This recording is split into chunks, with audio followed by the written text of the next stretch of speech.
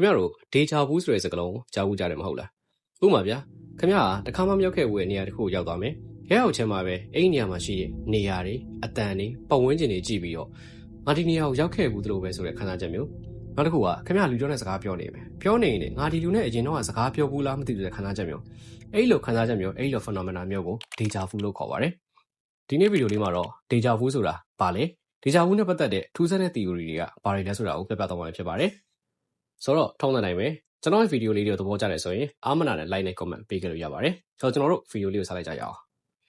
ဒေဂျာဘူးဆိုတဲ့စကားလုံးက French ကနေလာတာပါအင်္ဂလိပ်လိုအဓိပ္ပာယ်ကတော့ already seen ဆိုတဲ့အဓိပ္ပာယ်ရပါတယ် scientist တွေကတော့ဒေဂျာဘူးဆိုတာအုံနောက်ရဲ့ glitch တစ်ခုလို့ပဲယူဆကြပါတယ်ခင်ဗျားရဲ့အုံနောက်ကလက်ရှိရှိနေတဲ့ memory ကိုအရင်က memory ဟောင်းတစ်ခုနဲ့မှားပြီး recognize လုပ်လိုက်တာပါဒါပေမဲ့ဒီဖြစ်ချင်းချက်ကိုလူတိုင်းကတော့လက်မခံခဲ့ပါဘူးဘာလို့လဲဆိုတော့ဒေဂျာဘူးခံစားခဲ့ရတဲ့လူတွေအကုန်လုံးက feeling တစ်ခုတည်းကိုခံစားနေရတာမဟုတ်ဘဲနဲ့ဘာတွေဆက်ဖြစ်လာမှလဲဆိုတဲ့အရာမျိုးခဏလောက်ဖြစ်ဖြစ်ကြိုသိသလိုခံစားလိုက်ရလို့ပါ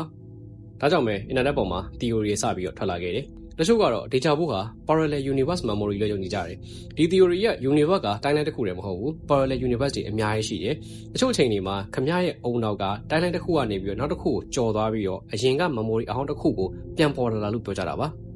ဒါပေမဲ့ကြောက်စရာအကောင်းဆုံး theory ကတော့ simulation theory ပါပဲ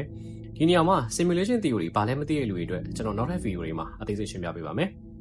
ဆိုတော့ဒီ theory က universe တစ်ခုလုံးဟာ computer generated reality တစ်ခုကြီးဖြစ်နေတယ်လို့အကုန်လုံးကတွေးထားကြတာပါအဲ့ဒီအချိန်မှာ deja vu ဖြစ်တဲ့အချိန်တွေက system glitch ဖြစ်သွားတာ timeline တစ်ခုလုံး reset ချလိုက်တာ reality တစ်ခုလုံး rewrite ပြန်ရေးလိုက်တဲ့ moment တွေပဲလို့ထင်ကြပါတယ်ဒါကြောင့်လည်းတချို့အချိန်တွေမှာဒီအရာကိုငါသိနေပါတယ်ဆိုတဲ့ခံစားချက်ကြီးကိုခံစားလိုက်ရတာပါပေါ်ပြီးထူးဆန်းသွားတာက scientist တွေတောင်မှဒေဂျာဘူးဆိုတာကိုသေချာကြီးမရှင်းပြနိုင်သေးပါဘူးသူတို့သိထားတာက brain ရဲ့ activity တစ်ခုပြောင်းလဲသွားတာလောက်ပဲရှိပါသေးတယ်ဖြစ်နိုင်တာကဒေဂျာဘူးက memory glitch တစ်ခုမဟုတ်ပဲနဲ့ခင်ဗျားအရင်ဘဝတစ်ခုကလောက်ခဲ့ဘူးတဲ့ reality တစ်ခုကခင်ဗျားရဲ့ memory ထဲမှာကျန်နေတာဖြစ်ပါလိမ့်မယ်